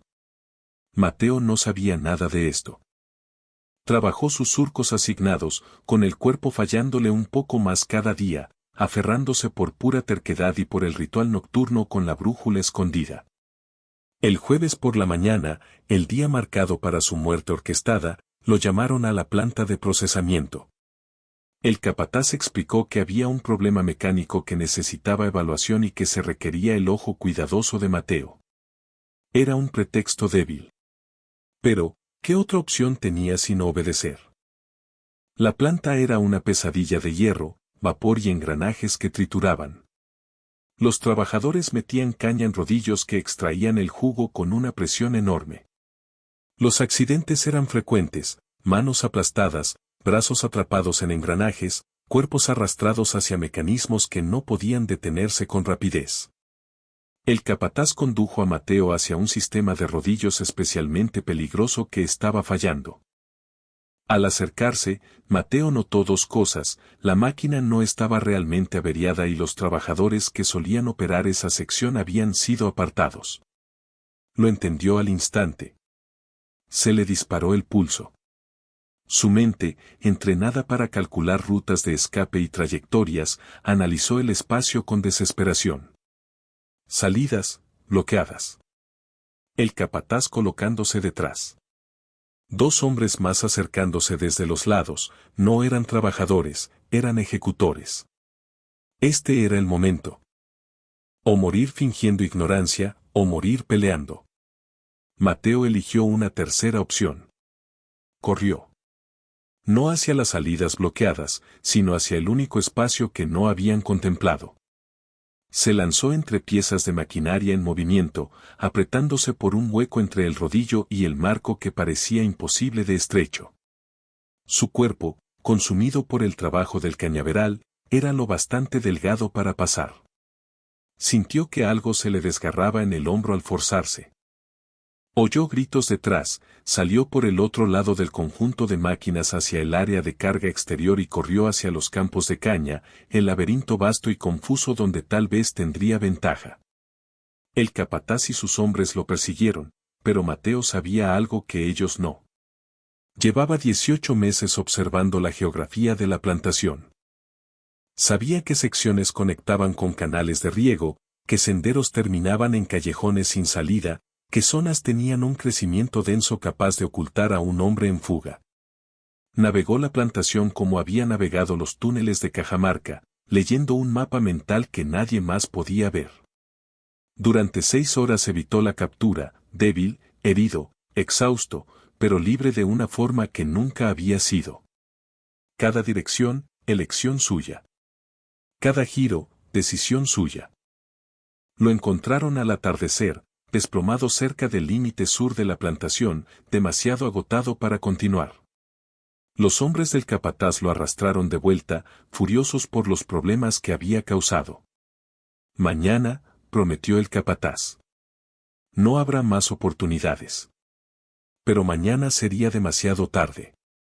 El mensajero del virrey llegó a la plantación al amanecer del viernes, justo cuando conducían a Mateo de nuevo hacia la planta de procesamiento para su segundo accidente programado. El mensajero, un joven oficial llamado Antonio, entró al recinto con el sello del virrey bien visible y gritó por el capataz con la autoridad de quien cargaba un poder superior a su rango. Por orden del virrey O'Higgins, declaró, se suspenden todas las acciones relacionadas con el esclavo Mateo, a la espera de revisión administrativa. El capataz, sorprendido a mitad del procedimiento, no tuvo más opción que obedecer. Las órdenes virreinales estaban por encima incluso de las del general Álvarez. Mateo, sangrando por la lesión del hombro y apenas consciente, fue encerrado en un almacén con candado, ya no como castigo, sino como custodia protectora hasta que el asunto se resolviera oficialmente. Antonio evaluó la situación, comprendió que era mucho más compleja que una simple revisión administrativa y envió aviso a Lima. Sujeto asegurado, pero la situación requiere intervención virreinal directa. Durante 2 semanas, Mateo existió en un limbo burocrático. Le trataron las heridas, lo alimentaron de forma adecuada y lo mantuvieron aislado. Nadie le explicó qué ocurría ni por qué. Él asumió que era un aplazamiento, no un indulto, que tarde o temprano el sistema corregiría esa anomalía y lo devolverían a la trayectoria fijada por el general. No se permitió tener esperanza. En Lima, el virrey enfrentaba un problema político delicado. Por un lado, el general Álvarez, un oficial respetado y con contactos, humillado por las revelaciones de Felipe y exigiendo que el asunto se cerrara. Por el otro, pruebas contundentes de que un hombre esclavizado poseía capacidades intelectuales extraordinarias que habían beneficiado de manera material a las operaciones coloniales españolas, sin recibir reconocimiento y casi siendo asesinado por intentar reclamar autoría. El caso rozaba preguntas incómodas sobre trabajo, mérito y los cimientos de la jerarquía colonial. Un administrador menor habría enterrado el asunto en silencio, pero O'Higgins vio una oportunidad acorde con su instinto político. Ya era impopular entre los sectores conservadores por varias reformas. Una controversia más no empeoraría demasiado su posición y había valor propagandístico en mostrar una gobernanza colonial ilustrada. En diciembre de 1795, el virrey emitió una decisión formal. La administración virreinal compraría a Mateo a su dueño actual. Sería reasignado a la Real Oficina de Cartografía, un departamento civil, no militar. Su trabajo sería acreditado adecuadamente a partir de entonces y, tras 5 años de servicio, se le concedería la manumisión, libertad legal. No era libertad inmediata. No era justicia por los años ya robados. Pero era más de lo que cualquiera esperaba. Al general Álvarez lo reprendieron discretamente por irregularidades administrativas sin consecuencias graves. A Felipe lo transfirieron a otro departamento, un movimiento lateral que, en la práctica, acabó con su carrera cartográfica, aunque lo mantuvo empleado. Y Mateo, aún recuperándose de sus heridas, supo su destino por un administrador virreinal que viajó a la plantación para darle la noticia en persona. Se le está ofreciendo una oportunidad, explicó el administrador. Circunstancias excepcionales requieren medidas excepcionales. Trabajará 5 años con el crédito correspondiente y después recibirá la libertad. ¿Entiende? Mateo entendió perfectamente. Seguía siendo propiedad, seguían usando su mente, pero los términos habían mejorado de forma dramática. ¿Cuándo me voy?, preguntó. De inmediato. Mateo regresó a Lima en enero de 1796, exactamente 5 años después de haber sido sacado de la hacienda siendo un niño. Tenía 21 años, parecía de 40 y llevaba trauma en los huesos por minas y plantaciones, y por años de ser al mismo tiempo indispensable y desechable. La Real Oficina de Cartografía era un entorno distinto al operativo militar del general. Era civil, burocrático, centrado en la administración territorial más que en la guerra. El trabajo era menos urgente, más académico, y por primera vez en su vida el trabajo de Mateo llevaría su nombre. La transición fue irreal. El director de la oficina, un erudito llamado don Vicente, lo trató con cortesía profesional, no con calidez, exactamente, pero sí con respeto por la competencia. A Mateo le asignaron un espacio de trabajo, herramientas adecuadas, acceso a los archivos y una brújula, su propia brújula, registrada oficialmente a su nombre para labores cartográficas. La sostuvo el primer día en la oficina, con testigos, legalmente. El simbolismo fue abrumador, el instrumento que le habían prohibido durante 7 años ahora era suyo para usarlo a la vista de todos. Debería haber sabido a victoria. En cambio, se sintió vacío, porque la prohibición nunca había sido realmente por la brújula física. Había sido por poder, por control, por asegurarse de que él entendiera su lugar. Darle una brújula ahora no borraba los años en que se la negaron. Solo resignificaba la crueldad. Aún así, trabajó. ¿Qué más podía hacer? En los meses siguientes, Mateo elaboró mapas para la administración virreinal, levantamientos de distritos mineros, cartas de regiones agrícolas, planes urbanos de capitales provinciales. Su trabajo se acreditó correctamente en la documentación oficial. Levantamiento cartográfico por Mateo, Real Oficina de Cartografía. Solo Mateo. Aún sin apellido. Eso exigiría ciudadanía plena, que la manumisión no otorgaba automáticamente. Pero era su nombre unido a su obra, visible. Otros cartógrafos al principio resentían la atención que recibía, pero su habilidad era innegable. En menos de un año, se convirtió en el principal experto técnico de la oficina, consultado en los proyectos más complejos. Era valorado, vivía en mejores condiciones, iba camino a la libertad en 4 años más. Y se sentía profunda, existencialmente solo. En la oficina trabajaba un joven agrimensor llamado Rafael, hijo de un administrador español menor, educado, pero no brillante, competente, pero no excepcional. Al principio, Rafael resentía la presencia de Mateo. La comparación implícita hacía que su propio trabajo pareciera mediocre. Pero Rafael también era curioso y decente.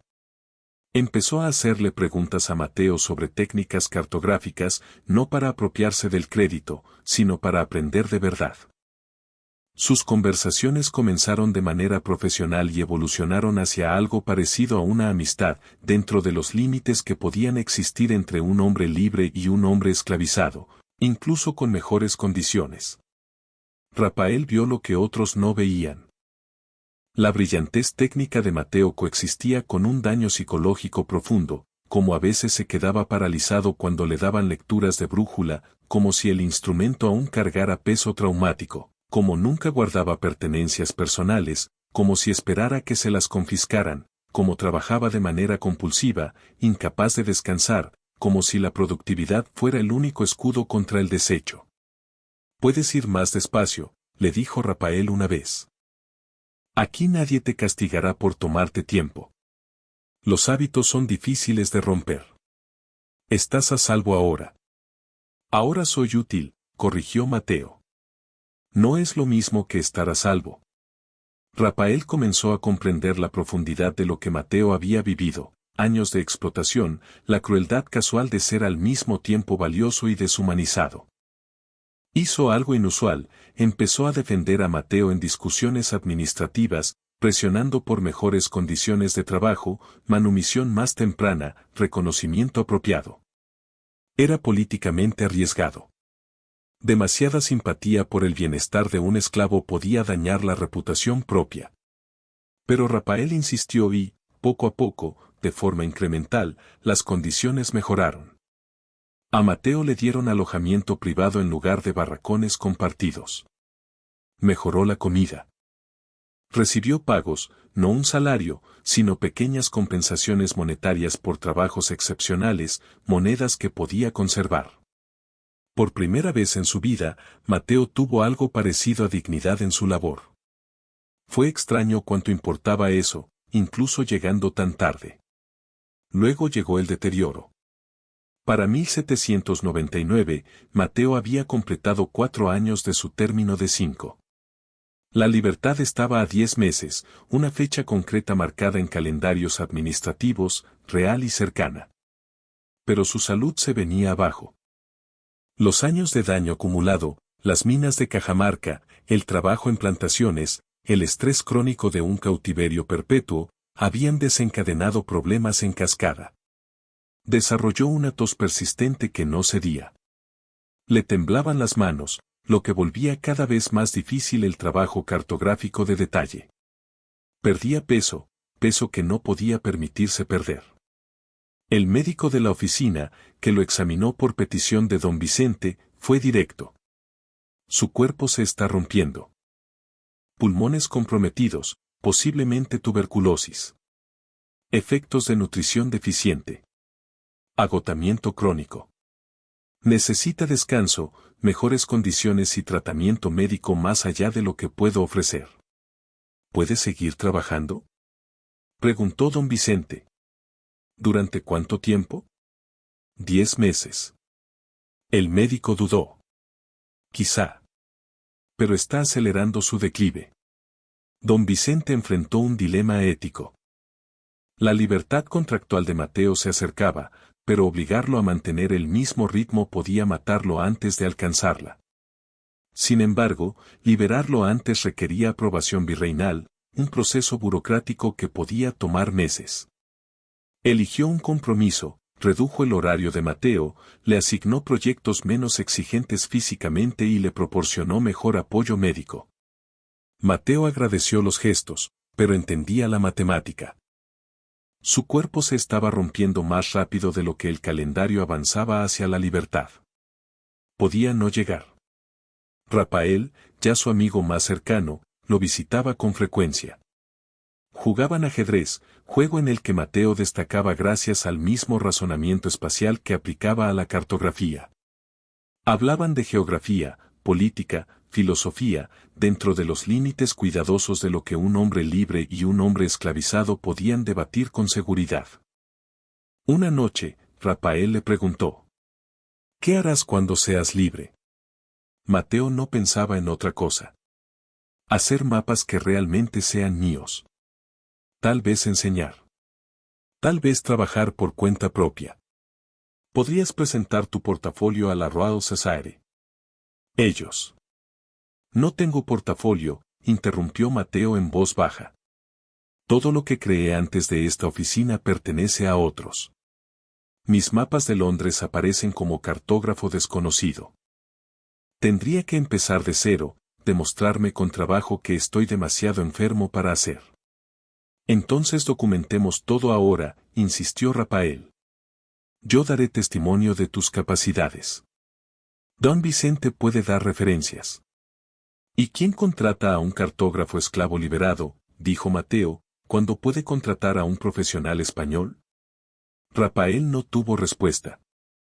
Ambos conocían la realidad, la libertad de Mateo, si sobrevivía para recibirla, probablemente significaría libertad para morir de hambre como hombre libre sin empleo, en lugar de ser un esclavo productivo. El sistema estaba diseñado para que la libertad fuera casi tan cruel como el cautiverio. En junio de 1800, con 4 meses por delante hasta su fecha de manumisión, Mateo empezó su último proyecto oficial, un mapa integral del sistema de abastecimiento de agua de Lima.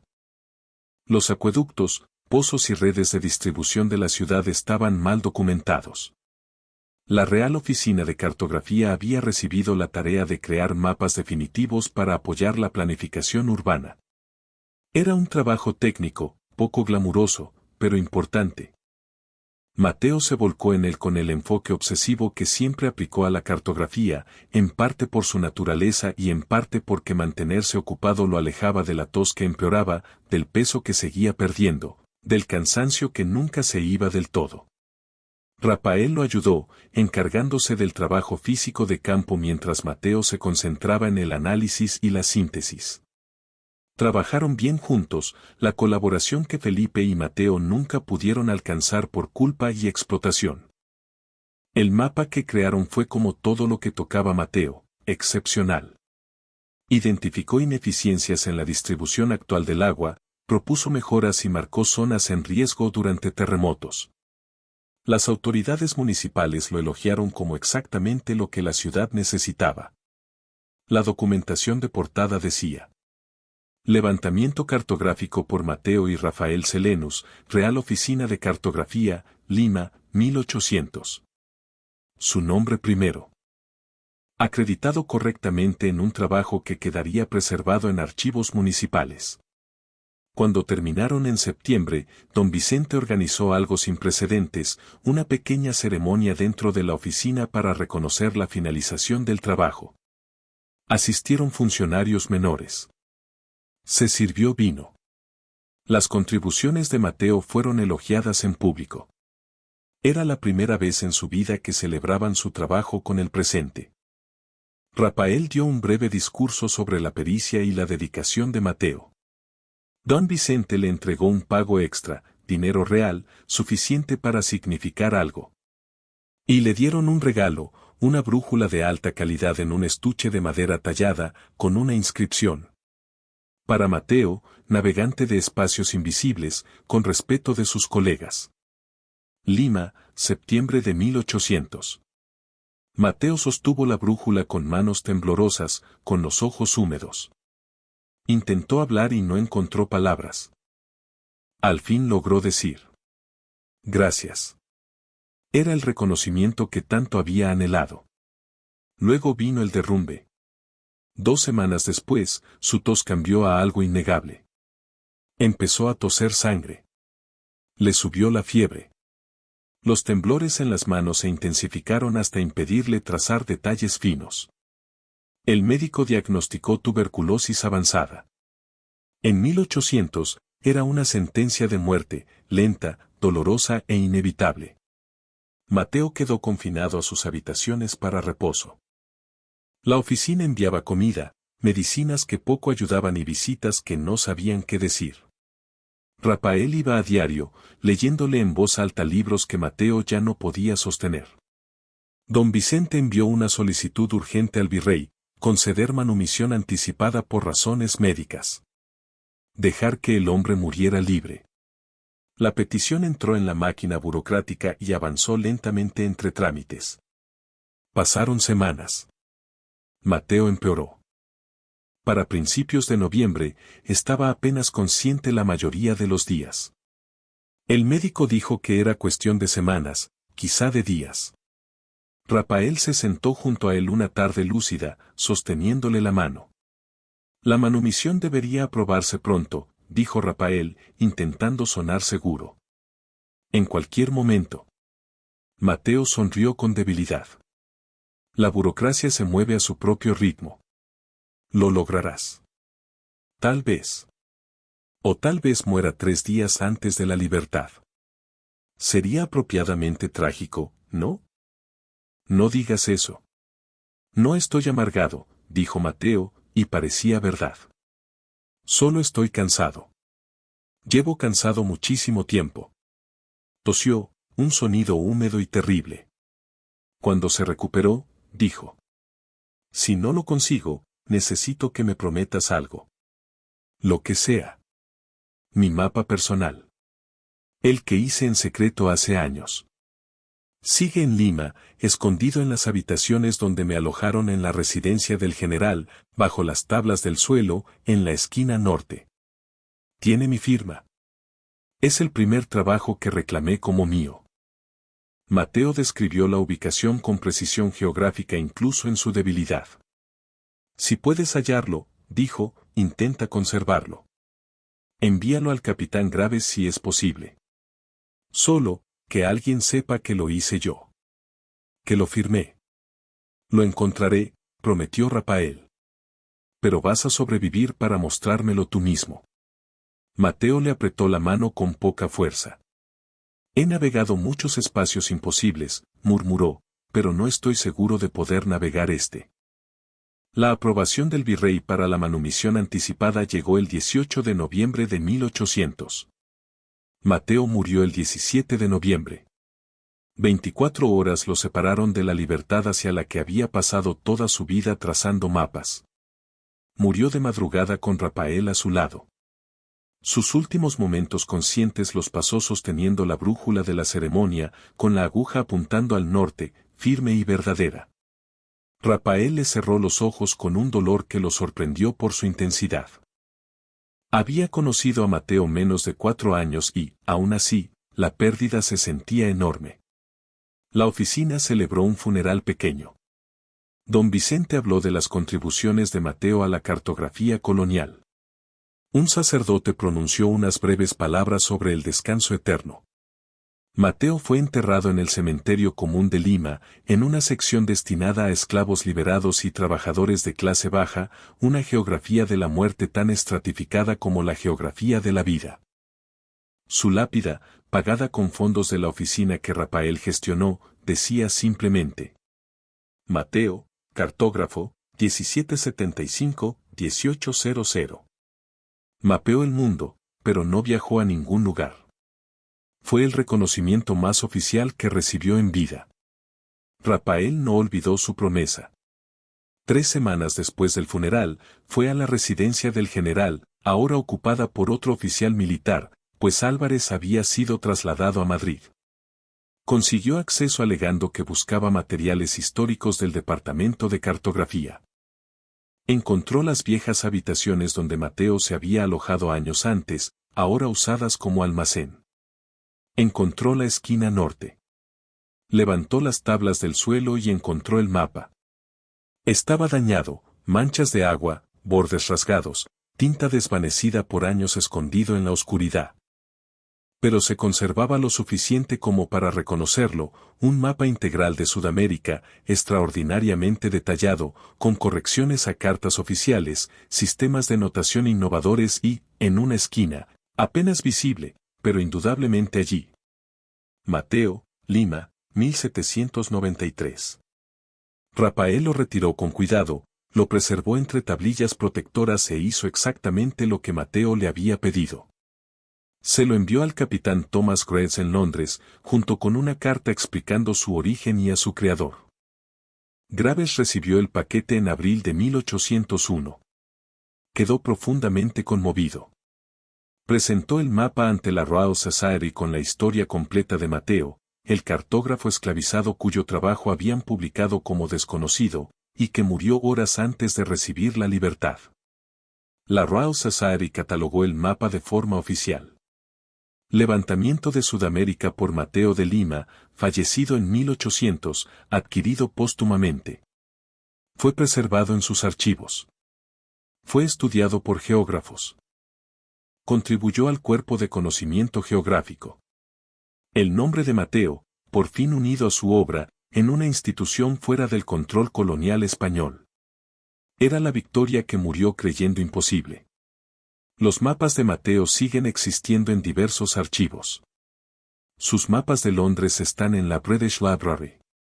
Su levantamiento del sistema de agua está en la colección municipal de Lima. Su carta sudamericana póstuma está en la sección histórica de cartografía de la Royal Society. Quienes los estudian destacan su calidad excepcional, su sofisticación teórica, su precisión que a veces superaba lo que debería haber sido posible con la tecnología de la época. Los historiadores debaten cómo una persona esclavizada adquirió conocimientos matemáticos y geográficos tan avanzados.